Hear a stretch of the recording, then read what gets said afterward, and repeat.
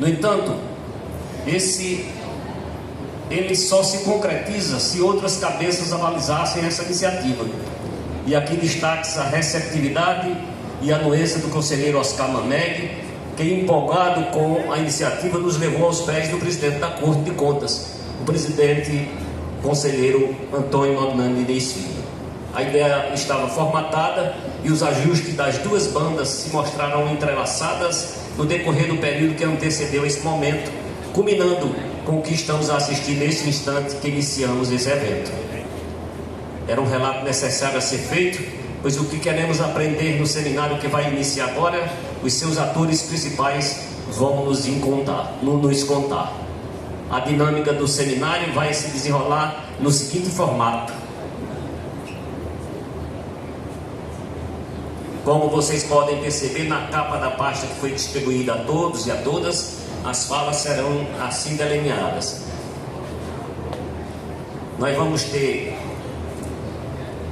a explanação dos palestrantes por um período até 20 minutos. Em seguida, mais 20 minutos para debate, se assim desejar a plateia, com questões levantadas apenas e unicamente perguntas, nem comentários, nem para que a participação possa se estender muito. Nós precisamos otimizar o tempo.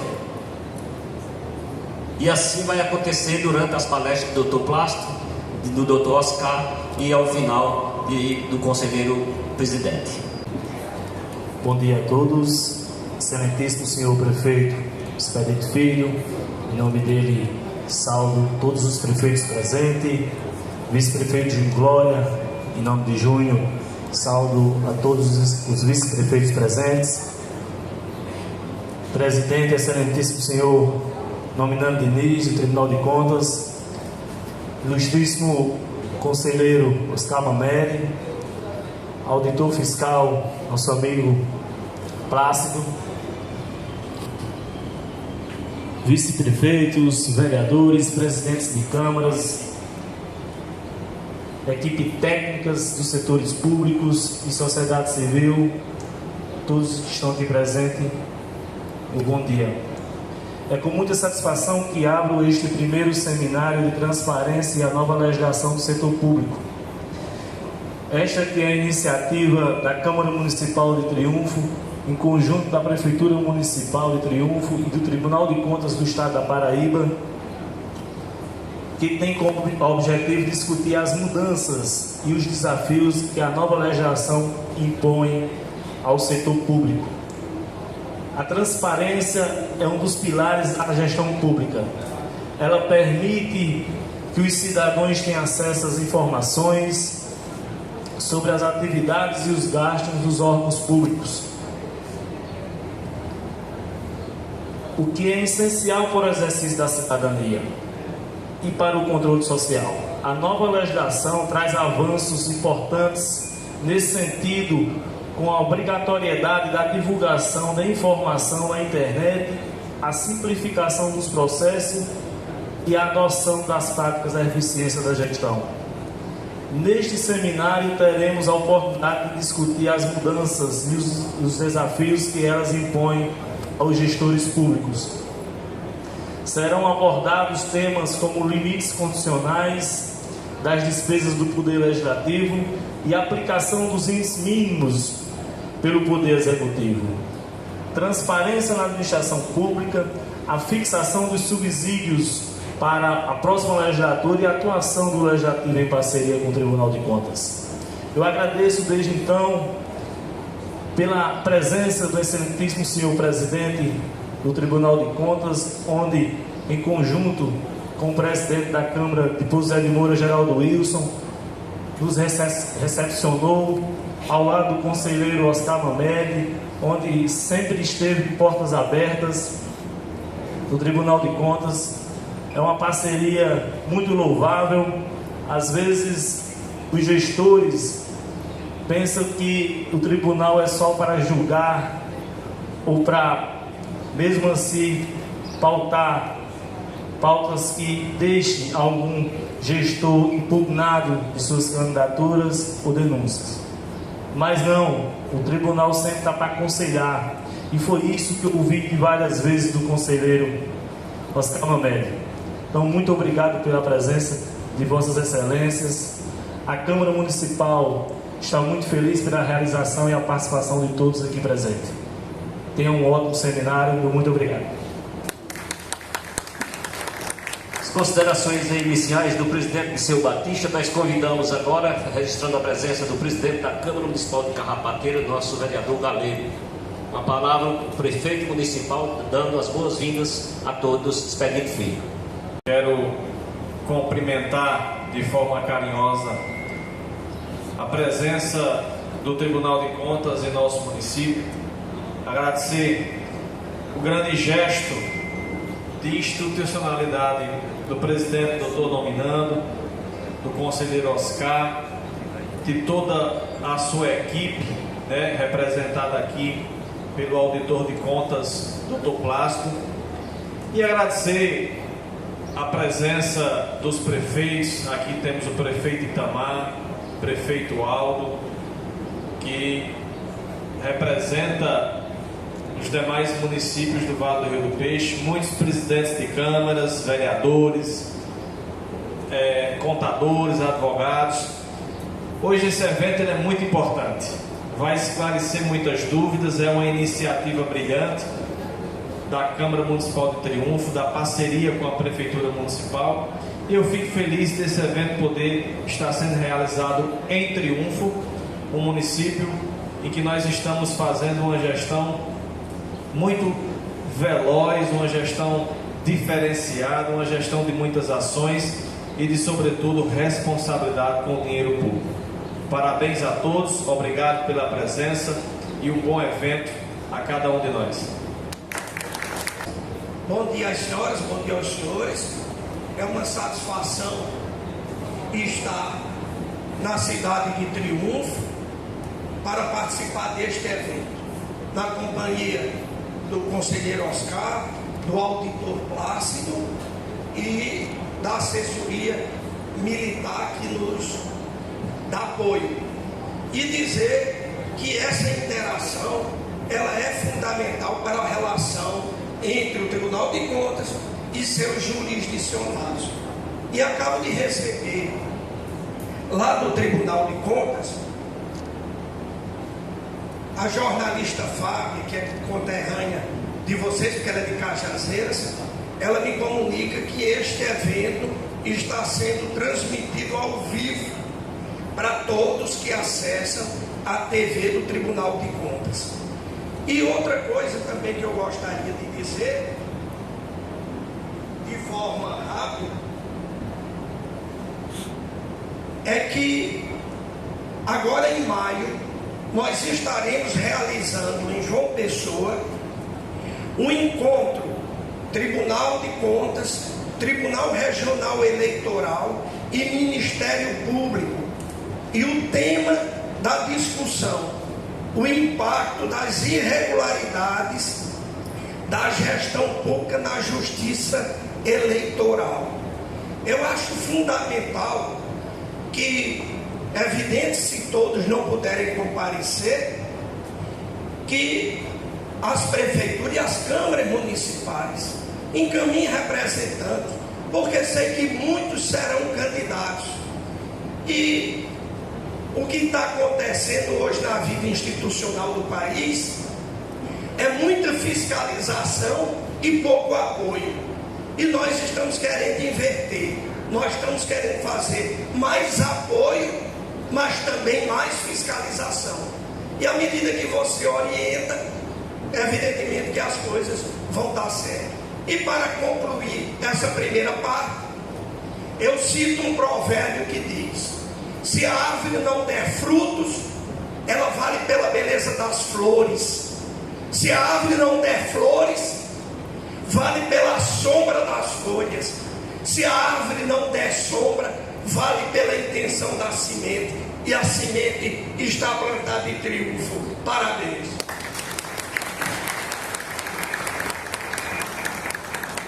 Os índices mínimos do Poder Executivo. transparência da administração pública. Esses dois temas serão apresentados pelo auditor Plácido César Paiva Martins Júnior, que obedecerá para cada tema, como já disse anteriormente, 20 minutos de explanação mais 20 para questionamentos, se assim a plateia desejar.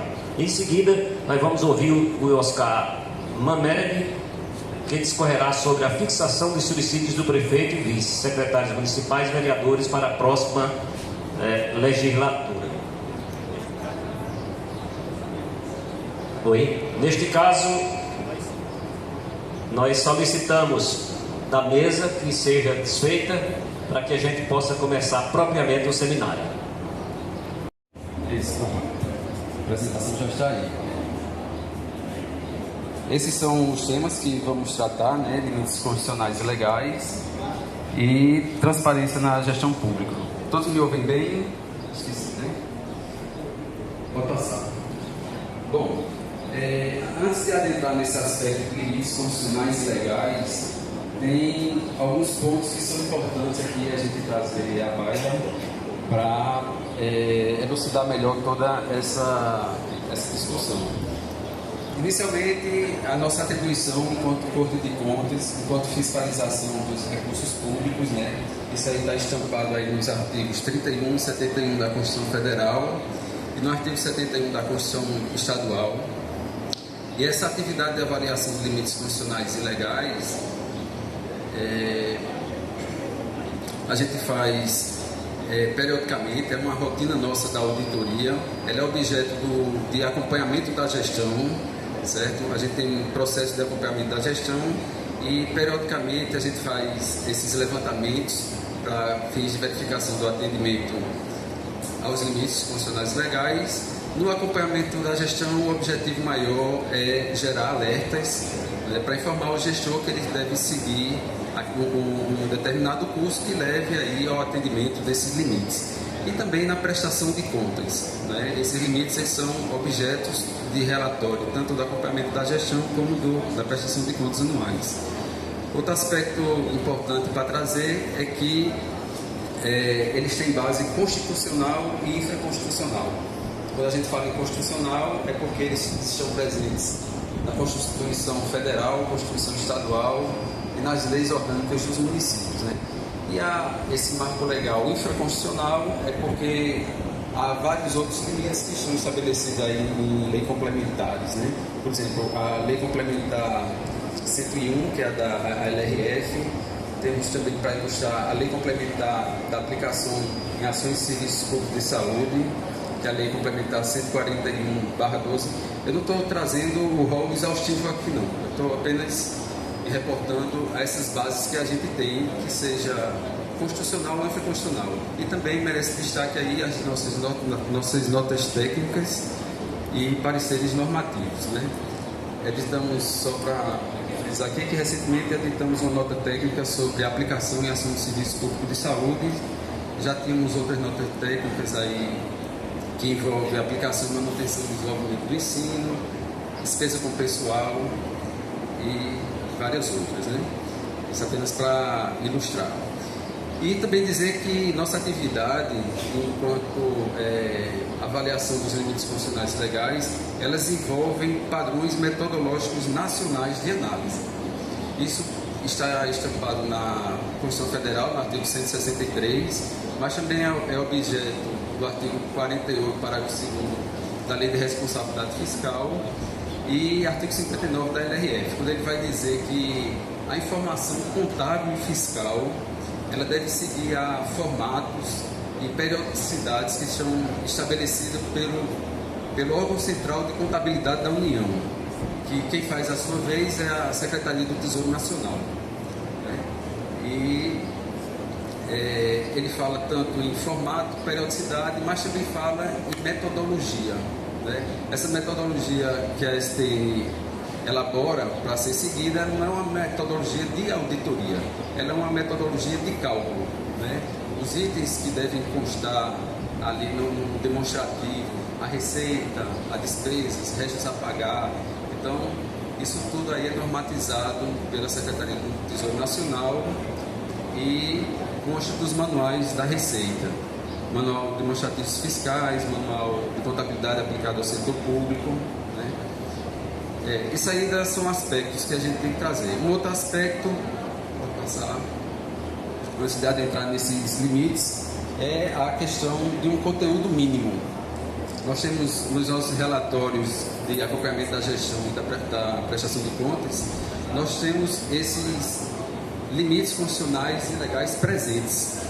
E eles fazem parte do conteúdo mínimo desses relatórios. Não que o relatório só tenha essas informações. A gente trabalha nos relatórios vários outros pontos, por exemplo, análise dos balanços contábeis, análise de créditos adicionais,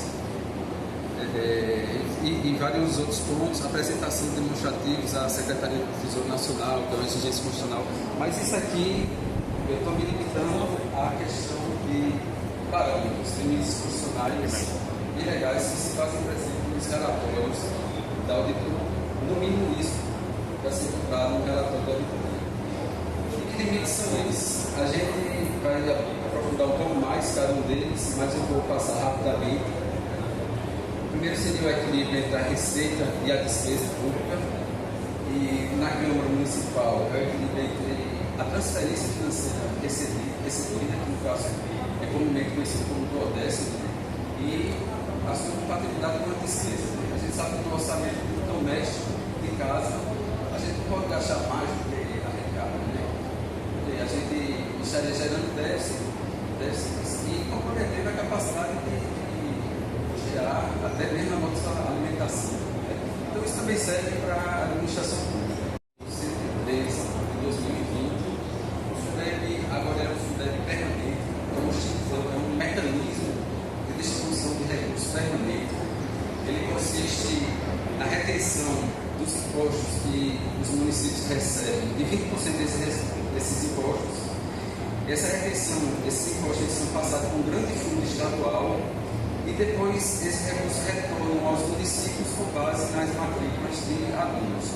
Isso é uma forma de democratização dos recursos da educação, né? E essa nova legislação do Fundeb trouxe vários indicadores aí que a gente precisa observar nas nossas análises. Temos em seguida a manutenção e desenvolvimento do ensino, né? Aquela necessidade de aplicação de 25% dos impostos em educação. Temos os gastos com ações e serviços públicos de saúde, temos limites a observar. No caso do Estado, o Estado tem que aplicar 12% da receita de imposto de transferência, no caso dos municípios, 15%. Isso se a lei orgânica do município exigir uma contribuição maior, né? Temos a questão da remuneração dos agentes políticos, que será melhor explorada pelo conselheiro Oscar. Mas ela faz parte do conteúdo mínimo dos relatórios de acompanhamento e prestação de contas. Temos a despesa com pessoal, que ela é balizada pela lei de responsabilidade fiscal. Temos a verificação da dívida e do endividamento do município. Ela é norteada pela lei de responsabilidade fiscal e também por resoluções do Senado Federal.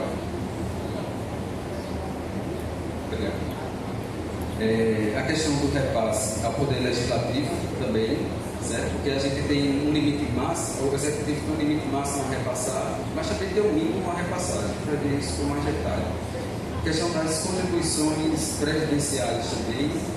Aqui eu quero destacar que a gente não está querendo adentrar na competência da Receita Federal em cobrar as contribuições previdenciárias, né? Mas é porque a gente, por se tratar as contribuições previdenciárias, a maior dívida que geralmente os médicos e pequenos municípios têm, então elas têm um impacto muito grande no grau de endividamento do município, que é objeto de indicador, né, seja da LRF e resoluções do Senado Federal. No caso do Poder Legislativo, comumente a gente encontra nos relatórios o equilíbrio, como já falei, a manutenção do equilíbrio. É um Fundeb permanente, ele já existiu em dois momentos anteriores, cada um com vigência de 10 anos, tanto que ele era regulamentado no ato das disposições constitucionais transitórias, e agora ele passa a ser o artigo 212A da Constituição Federal. E nessa vigência, ele trouxe alguns parâmetros que eu reproduzo aqui, os principais. Ele determina que da receita total do Fundeb, seja essa receita arrecadada com base nas matrículas de alunos, como também na complementação da União, 70% desses recursos sejam direcionados aos profissionais da educação. Antigamente a gente tinha, na vigência anterior do outro Fundeb, o Fundeb anterior, a obrigação de aplicação era de 60% e era para professores e profissionais que atuavam ali dentro da escola, né, como supervisores, inspetores, mas agora ele abrange todos os profissionais da educação, seja técnico, seja administrativo, que atuem dentro da escola ou mesmo no âmbito do órgão Secretaria de Educação. Também tem os outros índices aí que são relativos à complementação da União, quando a União ela aporta 10% a mais da receita do Fundeb, e esse aporte está em constante evolução até chegar em 23%, que é o que diz a nova legislação. E desse recurso da complementação da União, a título de VAT, que é valor anual, aluno total. Você tem que inventar essa cifra aí, mas é o que tem para hoje. Então, esse recurso da complementação, essa parcela do VAT, ela tem um percentual de 50% para que seja empregado em educação infantil. Certo? A educação infantil, como vocês sabem, ela abrange aí a creche e a pré-escola. Né? E desse VAT, 15% tem que ser direcionados às despesas de capital, que são as despesas com investimentos, obras, reformas, equipamentos permanentes para a educação. E a lei ainda exige que, a princípio, todo esse recurso recebido ele seja expendido no ano. Mas a própria lei admite que até 10% desse recurso ele possa ser utilizado no primeiro quadrimestre do exercício seguinte. Certo? Esse é um critério que a gente também avalia nos nossos relatórios. Ali eu coloquei um tópico de despesas incompatíveis porque a gente está sempre fazendo esses ajustes de professores de desvio de função, despesas cujo objeto não se insere nos gastos da aplicação dos recursos do Fundeb. Mas isso aí serve também para a nossa avaliação que fazemos da manutenção do desenvolvimento do ensino, as aplicações de ações civis públicas de saúde. Bom, agora, manutenção do desenvolvimento do ensino. Aqui vale a pena a gente destacar que o Fundeb está inserido nesse contexto de manutenção do desenvolvimento do ensino. A aplicação do Fundeb ela repercute diretamente na manutenção e desenvolvimento do ensino, na exigência de aplicação dos 25%. Né? Isso aí é regulamentado pelo artigo 212 da Constituição Federal. E que diz o que é o que não é gasto com o Fundeb. A gente tem ali a Lei de Diretrizes Básicas da Educação, né? A Lei 9.334 de 96, que ela diz ali no artigo 70 que pode ser considerado como MDE e o que não constitui MDE, no artigo 71. É bem interessante, eu não vou ler tudo aqui para não ficar enfadonho, porque não é suficiente para isso, mas existe uma preocupação assim, com os profissionais que estão em desvio da educação, embora contratados para a educação, embora concursados para a educação, estão em desvio, esse pessoal não entra na educação. Obras de infraestrutura, o que é que não entra? Por exemplo, obras de infraestrutura que são realizadas para beneficiar direto ou indiretamente uma escola. Porque você imagina se você calça uma rua e ali aquela rua, embora ninguém pode negar, ela beneficia o aluno que vai entrar ali na escola, ela não é considerada um gasto de educação, porque ela acaba envolvendo também, beneficiando toda aquela região, casas, unidades particulares, o comércio de modo geral. Agora, aquela obra de infraestrutura que é realizada, a gente pode dizer, dentro dos muros da unidade de educação, embora de estrutura, embora instalações elétricas, hidráulicas, elas são sim apropriáveis na educação. O gasto tem que ser bem específico nessas unidades, certo? Programas suplementares de saúde, suplementares de educação, isso a própria Constituição diz que não pode entrar. A LDB reforça, eles pedem que sejam usados recursos outros de impostos e não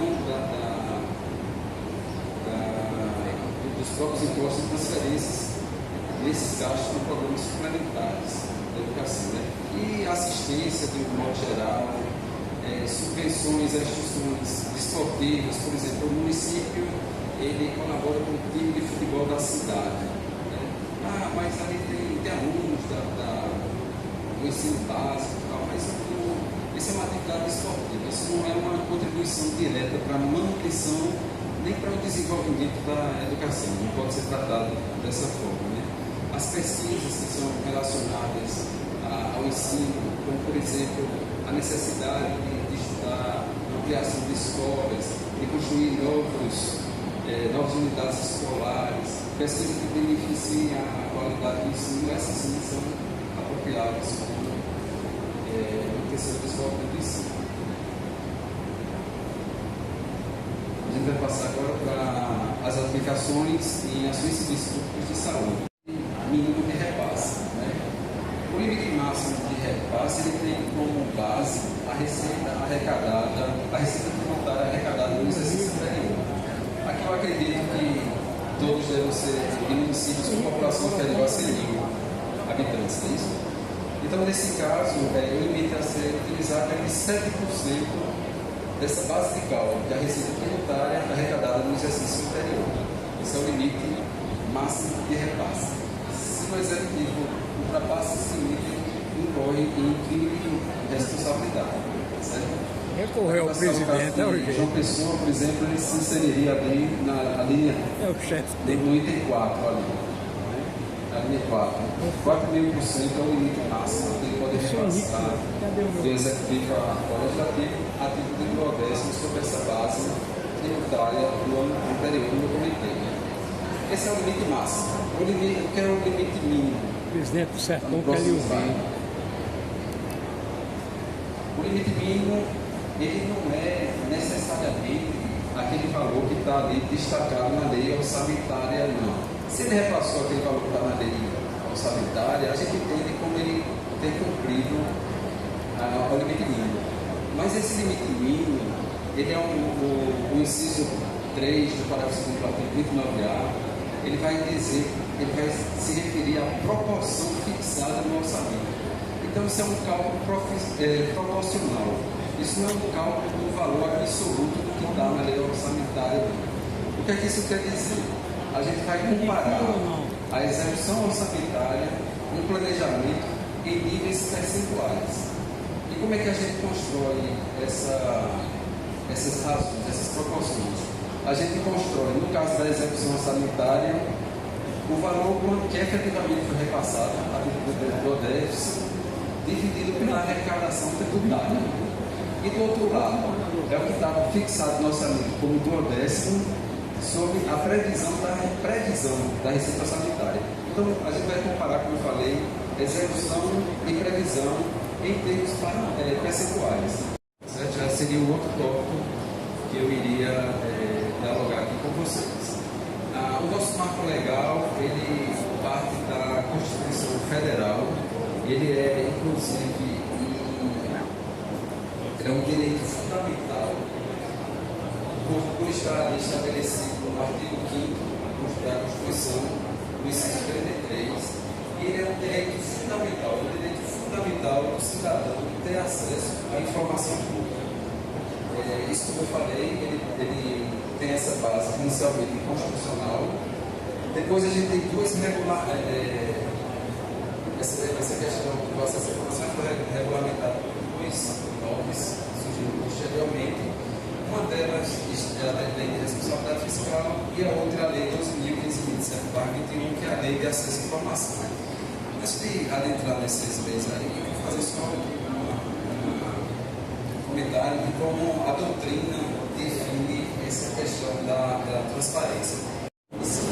Essa é a transparência passiva. Ela tem consequências. Ela tem transparência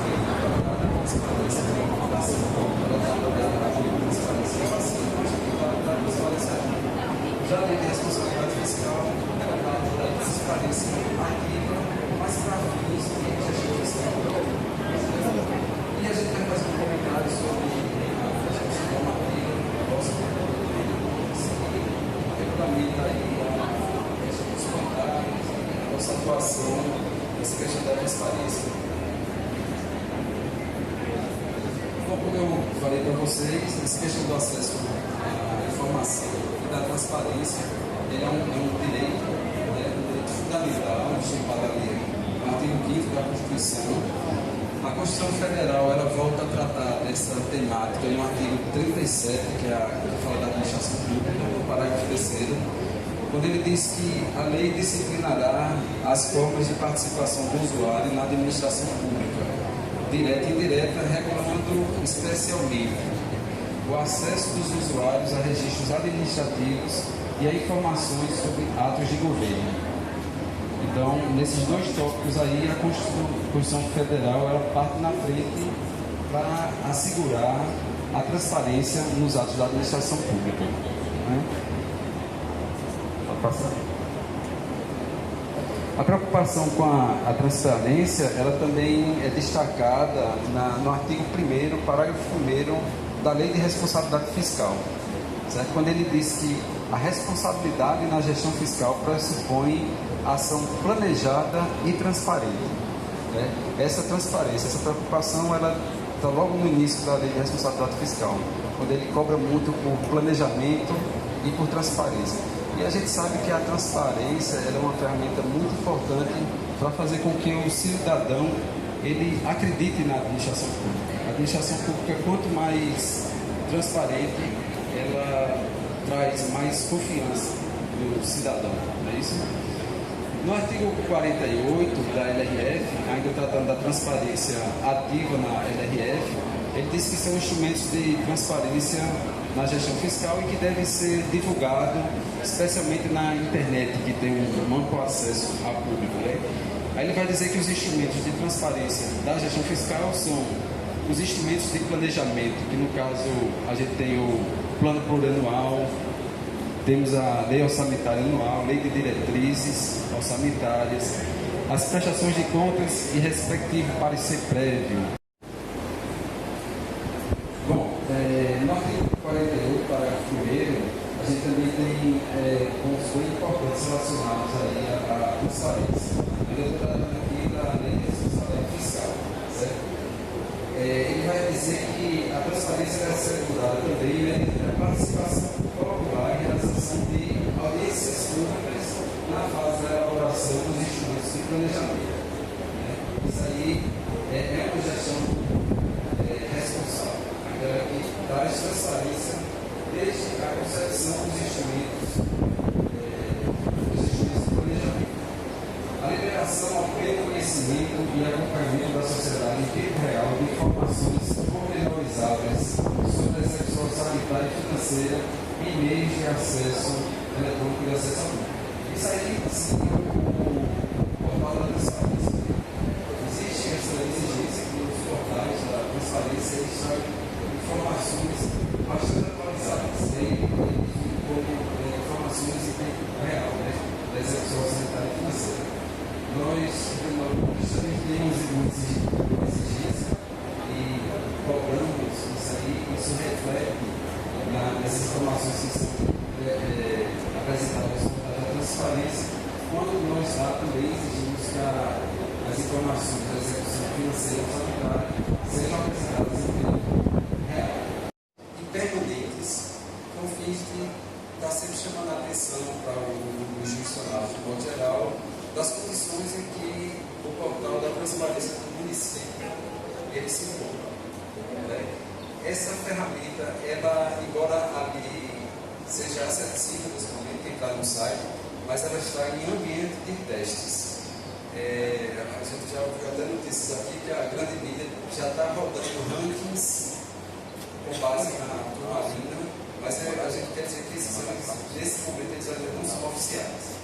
Eles são rankings de testes, ele está ali até propositalmente, porque muitas vezes o município não consegue identificar a sua avaliação, ela não está ranqueada, está muito mal ranqueada, e buscam ao tribunal para entender geralmente o que é que acontece? É um problema de solução tecnológica. Muitas vezes a informação é uma informação de boa qualidade, autêntica, íntegra, está lá disposta à disposição de todos, mas por uma questão de solução tecnológica não está sendo capturada pelo turmalino. Então, estamos vivendo aí um momento de testes, ninguém tem que se preocupar com o que está sendo divulgado em relação a ranking. Eu vi uma inquietude muito grande, algumas pessoas me procuraram aí, mas essa informação, possivelmente, esses rankings eles passem a ser elaborados a partir de maio. Aí o tribunal vai, dependendo aí do grau de adesão, do grau de solução encontrada a esses problemas tecnológicos, começar a rodar oficialmente esses rankings. Eu quero noticiar também que até hoje pela manhã eu conversei com o pessoal lá que trata da turmalina, que o responsável é André Agra, ele é do Espaço Cidadania Digital, e ele disse que existe aí uma proposta de, no prazo de 15 dias, voltar a efetuar reuniões online, tanto com os desenvolvedores como os funcionários que queiram participar, para tratar, exatamente esclarecer, tirar dúvidas sobre a questão dessa avaliação que o turmalino vem fazendo e também definir aí soluções tecnológicas para aqueles que ainda não conseguiram apresentar sua informação a contento. Bom, aí é só uma visão geral do que é o turmalina. Ele está lá, todas as abas que você abrir vai dizer que está em ambiente de teste, ou seja, esses rankings que estão aparecendo por ali não são ainda rankings oficiais. A seleção do município pode ser feita diretamente no mapa ou colocando o nome do município no link que tem aqui. E as abas são a do mapa, porque no mapa você também geralmente se usam cores para mostrar aqueles municípios que têm um grau de eficiência melhor de apresentar suas informações. Trabalho em mapas de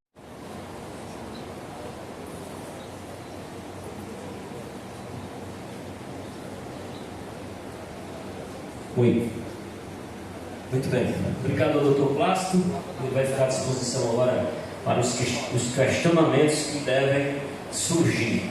Antes, porém, gostaria de registrar as presenças do vice-prefeito de Carrapateira, João Ceará, a vereadora Tauana, o vereador Valciano, o vereador Galego, que é o presidente, e o vereador Zé Gato, além de Clériston Vieira, que é advogado assessor jurídico, de Monte Oreb, Cabo Sula, que é o vereador presidente, Dr. Rosnério e o Elton Gibson, secretário de Finanças do município de Bom Jesus, João Félix, que é procurador-geral, e Francisco Nailson, comissão de licitações, abraçar o sargento Eduardo.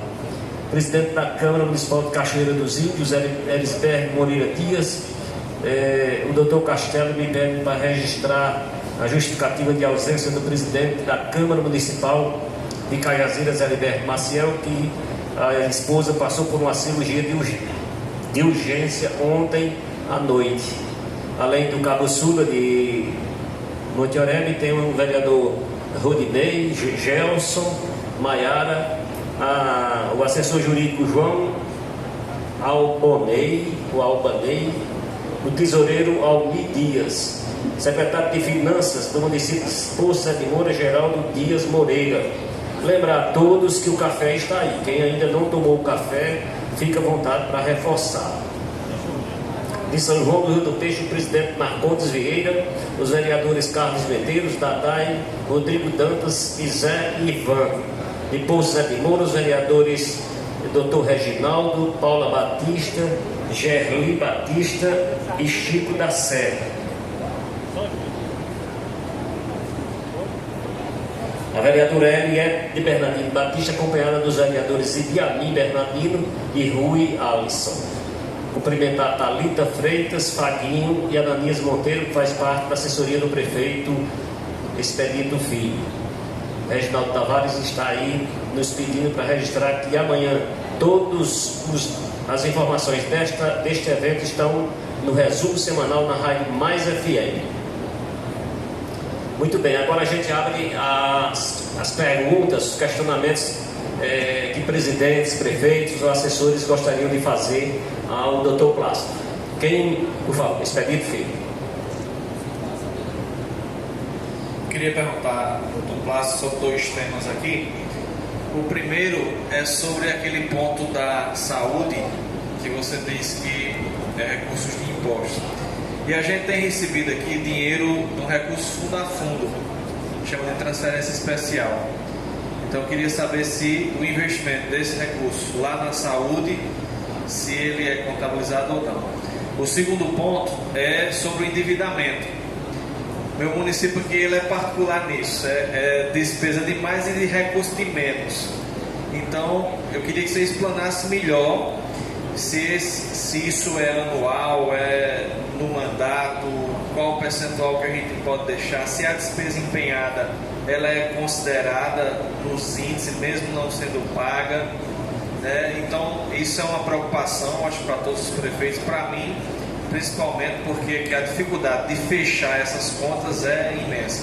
Muito obrigado. Pode responder. Alô? Bom, a princípio, o que eu tenho a trazer é que esses recursos que são aportados fundo a fundo, FNS, FMS, eles são recursos de origem federal. Esses recursos eles não são computados nem na base de cálculo, nem a despesa deles decorrente como ações de escopo de saúde. Essa é a primeira questão. Embora sejam gastos com saúde, mas isso é uma exigência constitucional que da parcela de impostos arrecadados e os recursos transferidos de impostos, no caso o FPM, no caso o ICMS, que é uma fonte boa de recursos também, IPVA. Então toda essa composição da base de cálculo ela é de impostos. Então os recursos fundo a fundo eles não entram nesse ponto. A questão do endividamento, né? Respondendo a primeira questão, ele é um cálculo que é feito anualmente. Quando a resolução do Senado Federal diz que há um limite de 120% da receita corrente líquida que não pode ser superada pela dívida municipal, então ele está tratando ali de um critério anual, assim como operações de créditos, que é mais difícil, né, serem feitas. Mas o limite de 16% da operação de crédito ela é observada em relação à receita corrente líquida e é uma observação anual que é feita, né, uma avaliação anual. A despesa empenhada, se ela não for paga, ela vai resultar em restos a pagar, né? Sendo esses restos a pagar processados ou não processados, se eles não tiverem disponibilidade de recursos suficiente para honrar esses compromissos, eles são tidos como dívida, né? É uma dívida, né? Ele vai compor o endividamento do município. Ou seja, a despesa empenhada, mas não paga, ela passa a ser dívida se ele não tiver recursos, disponibilidade suficientes para honrar esses compromissos. Regime geral de previdência para o INSS. Mas existem alguns segundo obtive a informação, que alguns municípios da região têm regime próprio de previdência. Então eu queria só esclarecer que a mesma metodologia que é usada para análise das contribuições previdenciárias ao regime geral é feita também para o regime próprio. E que o Tribunal de Contas tem, inclusive, uma preocupação maior quando se trata de regime geral, porque a fiscalização cabe ao regime próprio de previdência, os regimes próprios de previdência, o Tribunal de Contas tem maior preocupação porque cabe diretamente à análise feita. É apenas... muito pertinente foi colocado, eu agradeço aí a contribuição. Quando a gente fala de contribuições previdenciárias, a gente fala de todo o sistema previdenciário e arrecadador, né? Como o Oscar falou, não só a Receita Federal do Brasil, mas os regimes próprios dos municípios. Parabenizar a iniciativa e parabenizar o Dr. Plácido, a sua fala muito pertinente ao momento. E aí a minha dúvida é o seguinte: hoje os municípios sofrem muito com uma necessidade de fornecimento de fraldas geriátricas, leites para aquelas crianças que têm intolerância à lactose, alergia à proteína do leite de vaca, cadeira de rodas. E aí a pergunta é, essas despesas são elegíveis com saúde ou assistência social? É bem pertinente essa pergunta e ela é objeto de discussão em fóruns nacionais, para você ter ideia, né? Então, quando é que uma despesa dessa ela passa a ser considerada como saúde e não assistência social? Porque ela, se você compreender, ela fica no limiar aí muito aquela questão de em cima do muro, né? Mas enfim, se você tem de fato necessidades que atendam, eu estou fazendo uma resposta num sentido mais amplo, né? Necessidades que atendam de uma forma geral a saúde, que tem um impacto direto com a saúde, ela sendo feita através de um programa devidamente regulamentado, né? Com base científica, com a atuação de profissionais de saúde, como eu citei aquela questão da distribuição do leite em pó, né? Se naquela situação, por exemplo, ela está ali para combater deficiências nutricionais, isso sim é um gasto de saúde, né? Então o que é sempre importante aí é verificar a objetividade desses gastos, direcionamento para a saúde, a elaboração de, vamos dizer, um programa bem regulamentado, com participação de profissionais. Esses gastos sim podem ser compreendidos como saúde. Contratação de organização de saúde para a gestão, ele entra no limite de 54% da despesa pessoal, ele entra nesse cálculo. Qual é a despesa? Despesa pessoal. Mas qual seria o gasto? Contratação da organização de saúde para gerir unidade de saúde, as OS. Ah, sim, OS. A OS. E também, só aproveitando, e como o Tribunal de Contas olha essa contratação? Pelos bons olhos ou por mal? Essa parte final é meio subjetiva, né? Mas tratando mais da parte objetiva, essa questão é bem interessante observar normativos que estão presentes ali no Manual de Demonstrativos Fiscais. Ele faz um apurado bem detalhado da participação tanto de organizações sociais como os contratos de terceirização de mão de obra, né? No caso das organizações sociais, quando a gente considera que esse gasto está relacionado com a saúde, quando você vê, por exemplo, a participação ali de profissionais, né, profissionais da saúde, e na estrutura da administração pública do município existe previsão para aqueles cargos que estão sendo executados através das organizações sociais. Então, assim, não seria a princípio toda a despesa de uma organização social que seria passível de inclusão, mas a gente deve observar o que de fato está associado diretamente com a participação dos profissionais da saúde nesse contexto. Na questão eu cheguei a falar de um contrato de terceirização da mesma forma, né? Se existe na estrutura de plano de cargos do município vagas contempladas para profissionais, seja agentes comunitários, médicos, enfermeiros, psicólogos, etc. Se existe na estrutura essa previsão de cargos, esses gastos, embora feitos através de contratações, ali geralmente era 39, mas aí a auditoria, já é um trabalho de auditoria, fazer essa apropriação desse gasto de 54% para o município, né, para a prefeitura. Olá, tudo bem? Minha pergunta, eu tenho 3 questionamentos. O primeiro é com relação aos projetos que são apresentados na Câmara Municipal, sou o vereador Bernardino Batista, que eu acho que deve ser um esclarecimento que muitos vereadores aqui eles possam ter dúvidas com relação aos projetos que oneram o município, né? Muitos nós vereadores temos essa dúvida e isso já foi pauta de várias discussões.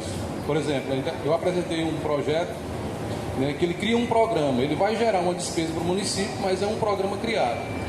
E muitos de nós ainda temos essa dúvida de que tipo de projeto nós podemos apresentar, porque o que se dissemina, né, por muitos gestores e muitas pessoas que ainda não conhecem de fato a legislação é de que o vereador ele não pode apresentar um projeto que onere a administração, mas pode.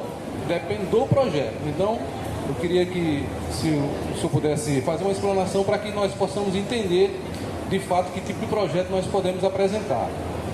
É sabido que oneração com folha de pagamento, então, com questão do pessoal, a gente não pode. Mas um programa, no caso, eu entendo que a gente pode. Com relação aos pedidos de informação, a fiscalização, principalmente dos vereadores, ela tem sido dificultada muito pela questão das informações que não são prestadas em tempo real, né?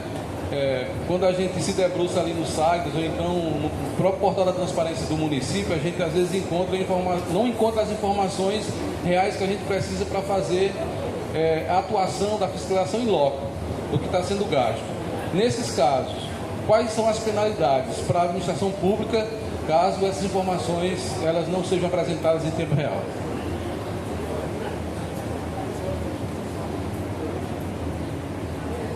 Alô?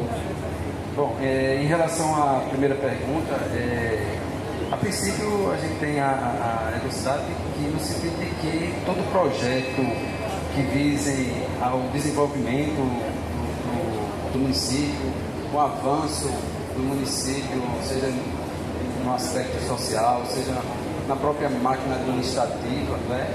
São sempre projetos bem-vindos, né? O que precisa verificar sempre é exatamente o impacto que esses projetos eles causam em termos de custos, em termos de orçamento e nesses indicadores que a gente discutiu aqui, né? Então, se vamos dizer, as consequências do projeto elas não prejudicam esses critérios todos que foram demonstrados e é um projeto, digamos, de desenvolvimento do município, seja da máquina administrativa, seja da sociedade como um todo, acredito que sejam projetos bem-vindos, né? Então é isso que precisa verificar, né? Todos esses parâmetros, né? Bom, com relação a segundo questionamento, a questão do tempo real, né? Essa lei atual, né, a lei de acesso à informação, diferentemente das legislações anteriores que tratavam do acesso à informação, ela passa a trazer, sim, punições para aqueles gestores que não se afinam aí com os princípios da transparência. Então, assim, a transparência, na realidade, ela já existe desde 1964, desde a Lei 4.320, já é possível achar aspectos de transparência, de necessidade de transparência. Mas eu acredito que pela falta de sanções, né, previsão de sanções, elas não vinham sendo, vamos dizer, bem observadas da parte da gestão pública. Mas agora é imperativo, né, a transparência, especialmente a ativa, né, está sempre divulgando, e atendimento à transparência passiva, que a ausência dessa transparência ela pode levar sim a sanções, e isso aí está disposto na Lei de Acesso à Informação. Temos sanções lá. Deixar e passar para parabenizar o TCE, o Tribunal de Contas, por proporcionar essa relação entre gestão e Tribunal de Contas, está afinando os laços. E minha pergunta com relação à terceirização de mão de obra, se ela se enquadra nos gastos, no percentual do pessoal dos 54%, já que não foi taxada no rol ali elencado na hora da explanação. Se a terceirização por si só ela é despesa com pessoa jurídica ou se ela se enquadra com gasto pessoal. Muito obrigado. Nesse caso, você não está falando de contratação excepcional de interesse público, não. É a contratação de empresas. Isso. É como eu falei, né? Isso depende muito da estrutura de cargos de cada jurisdicional. Se a estrutura de cargos prevê, por exemplo, um profissional, como eu falei, da educação, da saúde, por exemplo, um merendeiro, por exemplo, então o município ele tem que priorizar aquilo ali, um concurso público, a princípio, né? Se esses profissionais estão sendo contratados através da terceirização, então, por existir uma previsão na estrutura de cargos do município, isso não contabilidade do município não vai fazer, mas nós, auditores, vamos estar sempre atentos a esses ajustes que precisam ser feitos. A gente sempre tem muito cuidado na hora de apropriar esses gastos com o pessoal, especialmente nesses elementos 39, no elemento, isso é da contabilidade, né? Não? Mas no elemento 39 e 36, né? Geralmente é onde estão esses gastos com, seja organizações sociais, seja contrato de terceirização. São gastos sim, com o pessoal, desde que estabelecido na estrutura de cargos do município. Presidente da Câmara Municipal de Triunfo, vereador Disseu Batista, também em nome de quem saúdo os demais presidentes e vereadores também presentes e demais autoridades também, minhas senhoras e meus senhores.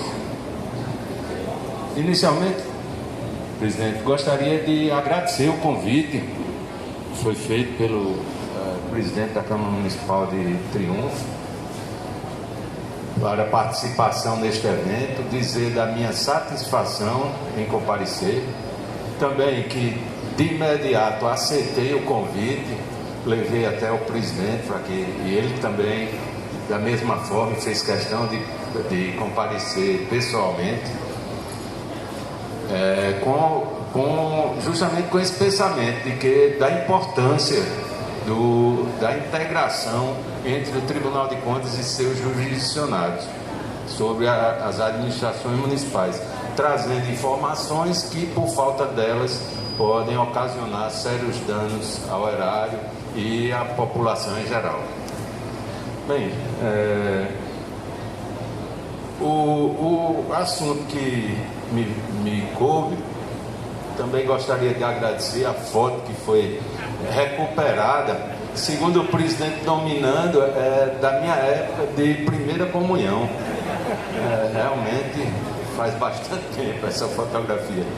Bem, mas o assunto que me traz é sobre a fixação de subsídios de prefeitos, vice-prefeitos, vereadores e secretários municipais. Bem, eu trago para vocês alguns dispositivos constitucionais normativos. Vamos passar bem rapidamente, já que o tempo está bem adiantado, né? Então vou trazer esses dispositivos e depois traremos alguma conclusão. Então, inicialmente, senhor presidente, trago o parágrafo 4º do artigo 39, onde estabelecido que o membro de poder, o detentor de mandato eletivo, os secretários municipais serão remunerados exclusivamente por subsídio fixado em parcela única, vedado qualquer acréscimo. Então está bem claro que esses agentes políticos têm que ser remunerados em parcela única através de subsídio fixado. Bem, aí temos o artigo 37, em seu inciso 10º, determina que o subsídio somente poderá ser fixado ou alterado por lei específica, então através de lei. No 11º, inciso 11º, estabelece que o subsídio não poderá exceder o subsídio mensal dos ministros do Supremo Tribunal Federal. E, adicionalmente, traz o limite nos municípios do subsídio de prefeito. Então, esses subsídios, o máximo seria o de prefeito, vice-prefeito, vereadores e secretários municipais têm que obedecer ao limite do prefeito, do subsídio do prefeito.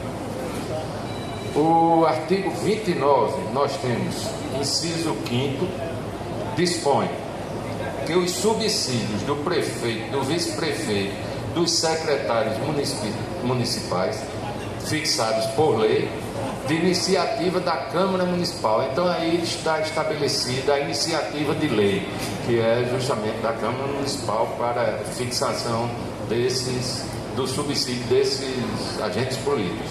No 6º, aí vem que o subsídio dos vereadores será fixado pelas respectivas câmaras municipais em cada legislatura para a subsequente. Aí foi questionada aqui a iniciativa de lei, inclusive que estabeleçam despesas para o município, para o erário municipal. E nesse caso, a fixação será feita pela Câmara Municipal. Os dos vereadores. Bem, em 2017, o tribunal decidiu analisar os normativos que fixaram os subsídios dos vereadores de todo o estado, dos 223 municípios estaduais.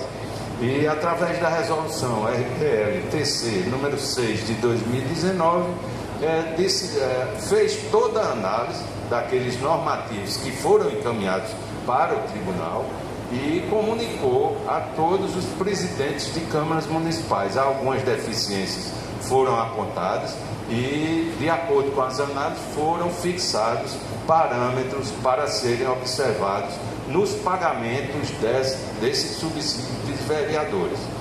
E para a legislatura, esse daí para a legislatura 2017-2020.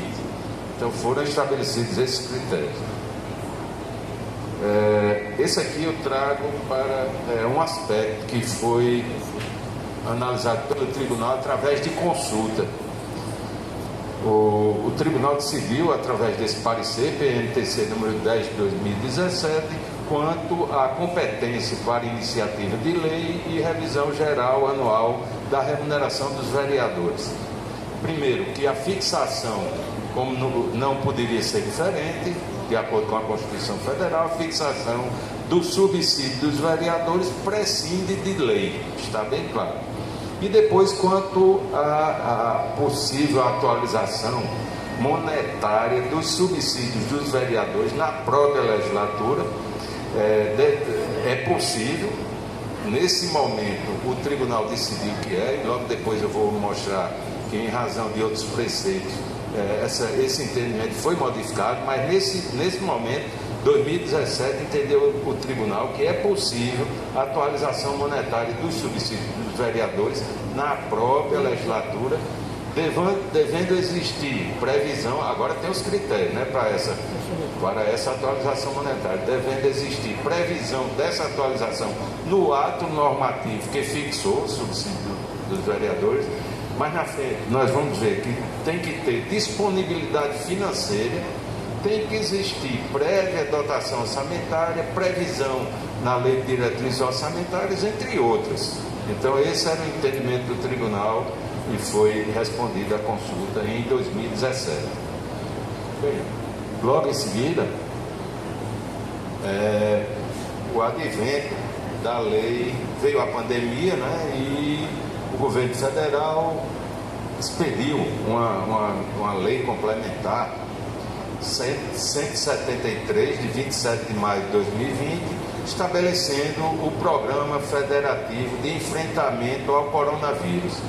Então nós nos deparamos com essa lei complementar, e o tribunal, preocupado com a questão, né, especialmente com o artigo 8º, né, que determinava, digo eu, porque essa lei já não está em vigência, mas ela determinava que os municípios afetados pela calamidade pública ficam proibidos até 31 de dezembro de 2021, então está bem claro que era uma vigência temporária, até dezembro de 2021. No inciso 1 diz conceder aumento, reajuste ou adequação de remuneração, entre outros, quanto ao subsídio dos vereadores. E decidiu, da mesma forma, para o exercício de 2021, deverão ser mantidos os mesmos parâmetros e limites dos subsídios fixados para a legislatura anterior, aceitos por este tribunal, pelo Tribunal de Contas, através da resolução RPL-TC número 6 de 2017, aquela que citei inicialmente. Bem, aqui eu cito essa decisão do tribunal que vai de encontro justamente àquela decisão anterior. O tribunal deparou-se com uma situação ou um procedimento no Supremo Tribunal Federal a respeito desses reajustes dos subsídios dos vereadores durante a legislatura, a própria legislatura. Então é esse tema 1192 que foi dado repercussão geral no STF, e que ainda hoje não, digo ontem, porque eu consultei ontem, não foi ainda apreciado pelo STF. Então, decidiu o tribunal que, em face do tema 1192, repercussão geral, foi dada repercussão geral, STF ainda está pendente de julgamento, como ainda está, que os precedentes do STF até a presente data são no sentido da impossibilidade de qualquer reajuste ou revisão a qualquer título dos subsídios dos vereadores durante a legislatura. Então é esse o entendimento hoje do tribunal a respeito da questão, até que seja apreciado pelo Supremo Tribunal Federal. 2024. E decidiu, através da resolução RPLTC número 15 de 2022, foi feita a análise e foi encaminhado a adição aos poderes legislativos municipais do Estado da Paraíba. Bem, aqui eu trouxe a resolução, e essa resolução existem alguns anexos, existem na realidade 3 tabelas que foram anexadas à resolução. Em primeiro lugar, existiram normas não encaminhadas ou não informadas a sua inexistência. Então, ou não foram, essas normas não foram encaminhadas ao tribunal, mas não houve também nenhuma informação a respeito de que não existam. Então, são 55 municípios que não encaminharam, estão relacionados na tabela número 1. Então, o que foi que disse o tribunal? Com relação a esses municípios, os normativos que porventura sejam encaminhados serão analisados quando do acompanhamento de gestão e da apresentação da prestação de contas. Aqueles que não encaminhar, que não existirem, não apresentarem, serão tratados em conformidade com a tabela 2, que são aquelas normas inexistentes. 2021, 2024 para a legislatura seguinte, então que seja fixado, os vereadores atuais fixam da legislatura anterior, e o tribunal recomenda, mesmo não sendo, vamos dizer assim, impedimento legal, que seja realizada essa fixação antes da eleição. Por quê? Porque existe o princípio da impessoalidade. Quer dizer, se for fixado depois da eleição, eu já sei que fui eleito, então vou legislar em causa própria. Então, o que não deve ser o caso. Então, pode ser questionada essa legislação por conta justamente da impessoalidade da legislação em causa própria. Então, o tribunal tem recomendado sempre esse aspecto. Então, senhores, eu trago essas questões e, por fim, eu apresento aquele entendimento que costumo repetir em todas as oportunidades que tem, inclusive o presidente Disseu já balançou com a cabeça, que eu já repeti várias vezes para ele, que entendo, salvo meu juízo, que as principais funções do Tribunal de Contas são a didática, a pedagógica e a instrutiva, levando informações aos gestores com a finalidade de evitar danos ao erário por falta delas. Enfim, significa que o tribunal deve atuar de forma preventiva. Muito obrigado a todos. Me coloco à disposição para qualquer... Voltando mais uma vez, só questionar e fazer essa pergunta, doutor Oscar. O senhor já abreviou bastante aí, mas é de indicação a propositura inicial da fixação pelo órgão que é da Câmara. Mas a auditoria entende, do Tribunal de Contas, que nos últimos 6 meses de mandato não pode fixar aumento de valores. Então ficou naquela questão, naquela inspeção de contas que disseram, que abreviaram antigamente, a Câmara está ilegal de pagar, não pode, mas o Tribunal não tinha julgado ainda, era só aquele parecer que tinha, aquela opinião que tinha da auditoria. E outra pergunta, cabe à Câmara propor a propositura. Mas, digamos, sendo mesmo antes da eleição, a eleição é dia 4 de outubro, a Câmara aprovou o projeto dia 20 de setembro, só que o prefeito tem 30 dias úteis para sancionar, digamos que sancione após a eleição. A iniciativa a Câmara já fez e já fez seu papel, mas o prefeito sancionando após a eleição, é válida a norma? Era só isso, minhas duas perguntas. Muito bem, boa pergunta. Aliás, boas perguntas, né? A primeira com relação a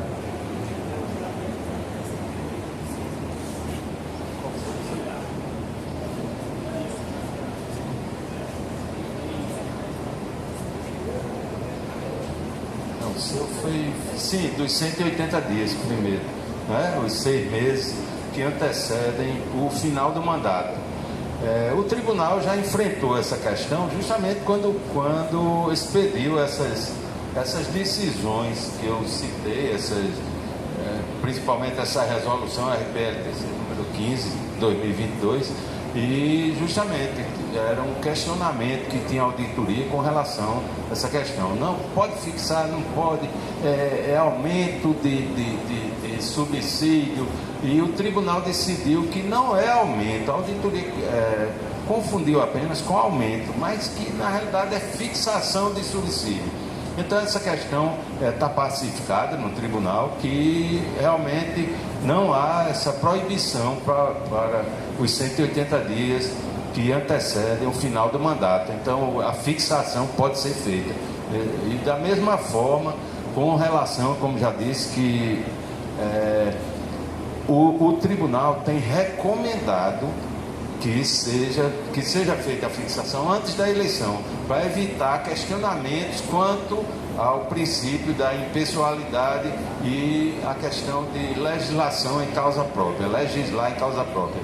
Então é apenas uma recomendação, mas não há qualquer impeditivo legal. Pode ser, e justamente é por isso que o tribunal se preocupa com essa questão, pode ser questionado, inclusive judicialmente.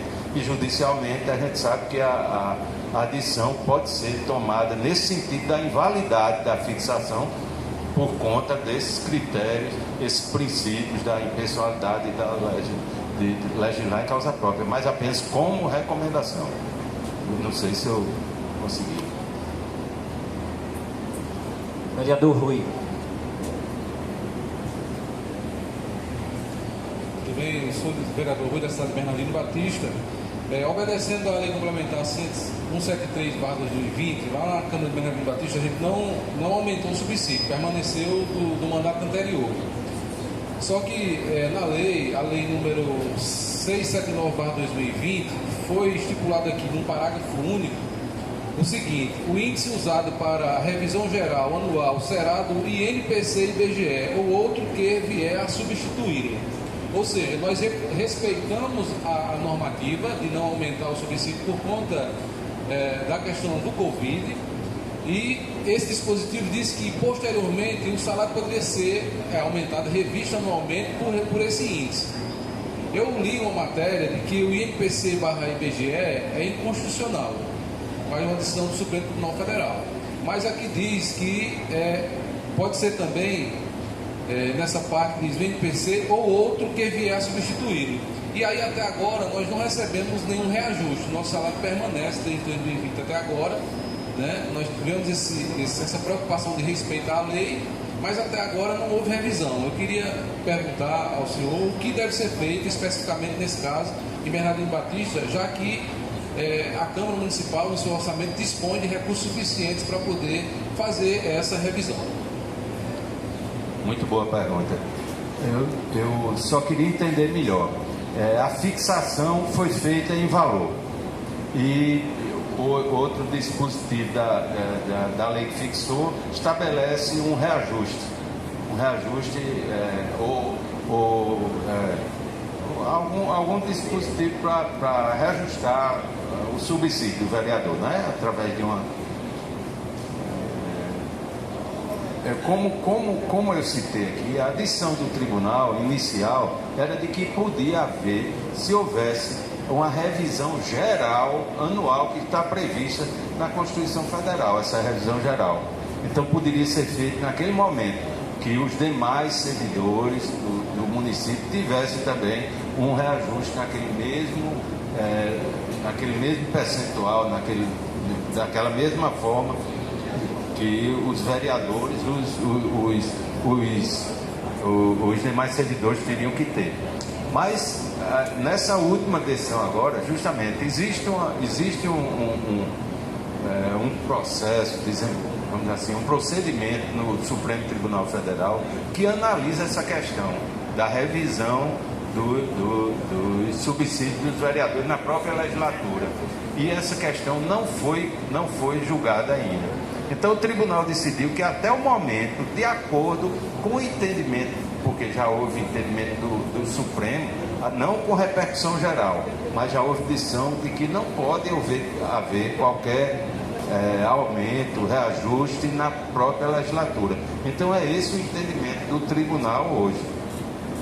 Eles não apreciaram o projeto de lei no ano de 2020. Haja vista que no ano nós tínhamos a lei 173 que impedia o aumento de gastos, por parte dos órgãos, mas aí eles erraram e pecaram quando não apreciaram a lei dentro do prazo e dentro do ano, porque isso não impedia que o projeto fosse votado, impedia que ele fosse fixado até dezembro de 2021, mas a partir de janeiro de 2022 eles poderiam receber os subsídios. Então eles pecaram em não ter apreciado o projeto dentro do ano e dentro do prazo determinado.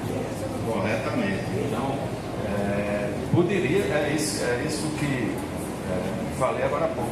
Quer dizer, existe uma diferença entre reajuste e aumento.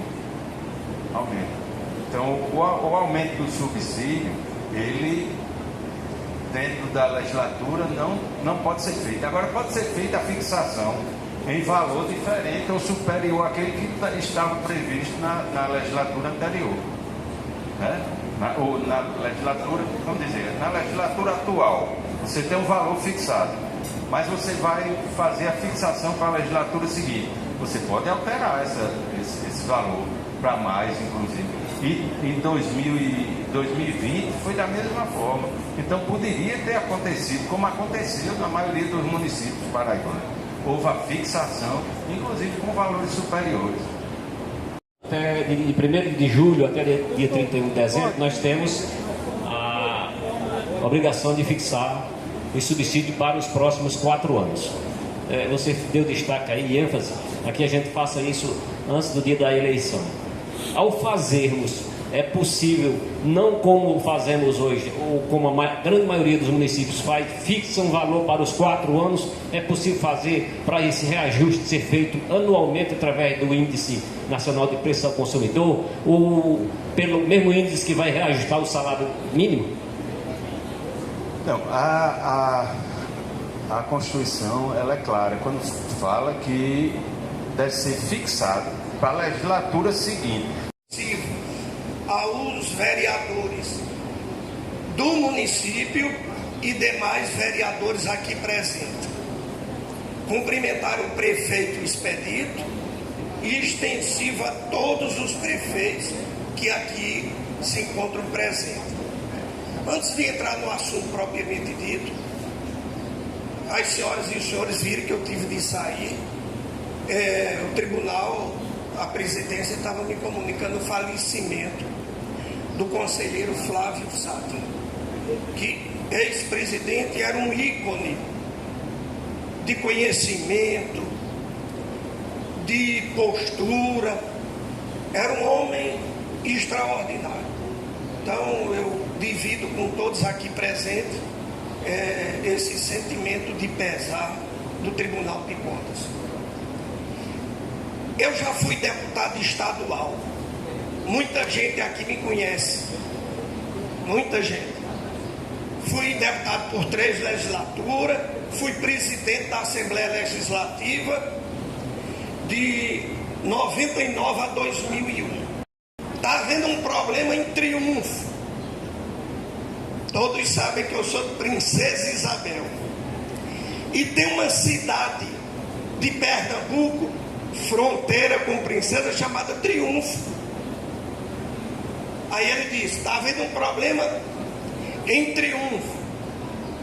O problema é no centro de saúde, naquela época chamava-se posto de saúde. Você procure doutorzinho que me representava lá em Triunfo. E tem um médico, doutor Paulo Arthur, que será candidato a prefeito em Triunfo e está havendo problemas de ordem política. Traga-me a solução. Eu me desloquei de avião até Brejo das Freiras.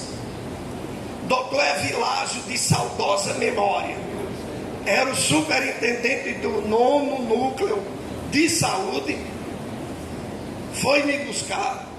Vi uma guarnição da polícia. Então a questão lá é de vida ou morte.